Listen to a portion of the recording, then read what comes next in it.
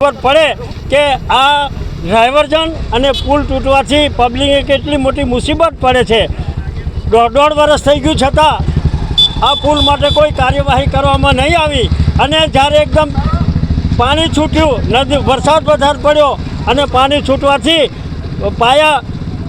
પાણી અંદર ધોવાઈ ગયા અને આખો પુલ તૂટી નીચે પડ્યો। ત્યારે અત્યારે સરકારની અંદર જે પ્રતિનિધિત્વ કરે છે, લોકોનું પ્રતિનિધિ તરીકે પ્રજાએ અમને ચૂંટીને મોકલેલા છે, એમને આ પ્રજાની હાલાકી જે પડી રહી છે એ એમને અત્યારની મિનિટો તો કહી શકીએ કે આ ડાયવર્ઝન પુલ તો બનશે, પણ ડાયવર્ઝન વહેલા વહેલું 1 મહિનાની અંદર ડાયવર્ઝન તૈયાર થાય તો અત્યારે જે લોકો પબ્લિક છે ડુંગરવાડ ફરવા જાય છે, આ બાજુ રંગલી ચોકડી ફરવા જાય અને રસ્તો એટલો બધો ખરાબ છે, આટલા બધા ખાડા પડી ગયા છે। મારે તો તંત્રને એટલી પણ વિનંતી કરવી છે કે પાવી જેતપુરથી રંગલી ચોકડી સુધીનો જે રસ્તો અત્યારે જઈ શકાય એવી પોઝિશન નથી, એના ખાડા પણ વહેલા પૂરાય કે ડાયવર્ઝન બને એના પહેલાં ખાડા પૂરા જાય તો પબ્લિક અને વાહન ચાલકોને થોડી રાહત થાય। એટલે આજે અમે આ સહી ઝુંબેશ લોક જાગૃતિ માટેનો કાર્યક્રમ રાખેલો છે। અમારે આમાં કોઈ પક્ષકીય રીતે અમારે કંઈ કહેવું નથી, પણ લોકોને જે તકલીફ પડી રહી છે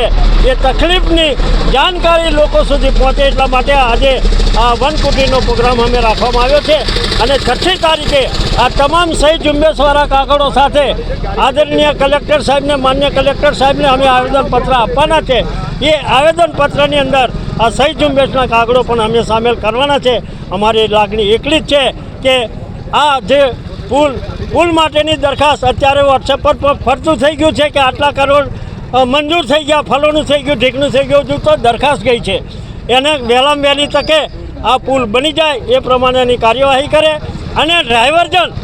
આ વરસાદ રહે એટલે તાત્કાલિક એમાં મોટા ભૂંગરા, આ તો 1.5 ફૂટના ભૂંગરા નાખી અને લોકોને છેતરવાનો ધંધો જે કર્યો છે, 2.5 કરોડનો જો આજે આપણે ડાયવર્ઝન બનતું હોય તો એમાં 1.5 ફૂટના ભૂંગરાની કંઈ જરૂર ના પડે ભાઈ। સુસ્કાલવાળા સરપંચને પૂછવા જાઓ, એમને આખો માણસ ઊભો અંદર થકી જાય એ રીતના ભૂંગરા નાખ્યા। એ તો ખાલી કોટેડીનું પાણી હતું, આ તો ભારત નદીનું પાણી વત્તા સુખી ડેમ આજે ને કાલે ભરાવાનો હતો, ભરાયો અને